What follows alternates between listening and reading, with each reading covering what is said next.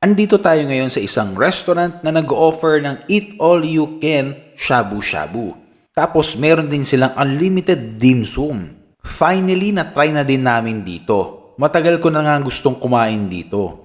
Ito yung restaurant na pinipilit ko na kainan namin nung birthday ni Adele. Dahil sure ako hindi ako magisisi at hindi ako mapapahiya sa kanya. Etong restaurant na to, kilala siya na hindi unlimited at walang shabu-shabu.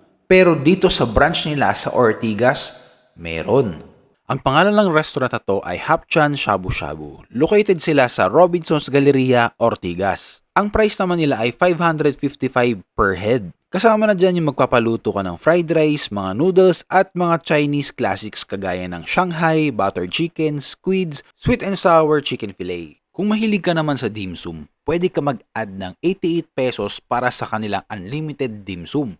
Ang available sa kanila, pork siomai, chicken feet, spare ribs with tausi, shark's fin dumpling, bola pao at asado pao. Pero syempre, hindi na ako nag-order ng mga siopaw kasi mabigat sa tiyan yan eh. Pwede din kayo mag-add ng 88 pesos para sa kanilang unlimited drinks. Meron silang soft drinks, mga iced tea, tapos shake.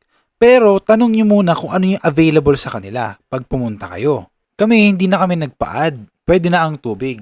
Pero kung meron mango shake na available, nagpapa-add kami. Tip ko lang sa inyo, yung mga mushroom na bibihira nyo makita, subukan nyo yan kasi dyan din kayo makakasulit. Huwag puro enoki mushroom, mura lang yun. Alam nyo ba sa Divisoria, 40 to 50 pesos lang ang isang pakete nun? Yung quality ng beef nila dito, okay din. Kahit na sobrang dami ng subo ko, nangunguya at kaya pa din lunukin, hindi siya malitid. Sinadya ko pala na madami talaga ang isubo. Yung iba kasi na kinainan namin, kahit isa lang ang isubo ko, hindi pa din kayang lunukin. Tapos mas mahal pa. Gaya sa mga ibang hapchan, pwede ka din dito mag-order ng a la carte. Kaya kung hindi ka mahilig sa mga unli, pwede din dito. Based sa experience namin dito, okay naman. Mabait naman ang staff. Pagdating sa refill, sakto lang. Hindi sobrang bilis, hindi din sobrang tagal. Nasa gitna lang. Pagdating sa food choices nila sa kanilang buffet, medyo nakokontian ako. Siguro dahil yung iba ay kailangan mo ipaluto or i-order. Para sa kanilang price na 555 or 643 pag naka-unli dim sum ka, for me, worth it na siya.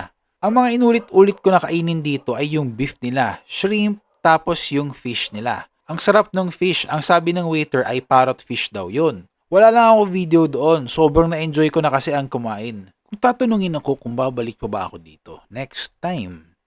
Ang sagot ko ay yes. Hindi man ito yung pinakamasarap, pinakamadaming choices sa buffet, o legendary o kaya naman pinipilahan, ay pwede pa din ito para sa akin. Gusto mo ba ng ganitong klaseng content? Natipid, mura, sulit at honest review sa mga kainan? Tara at i-follow nyo kami. Yun lang. Bye!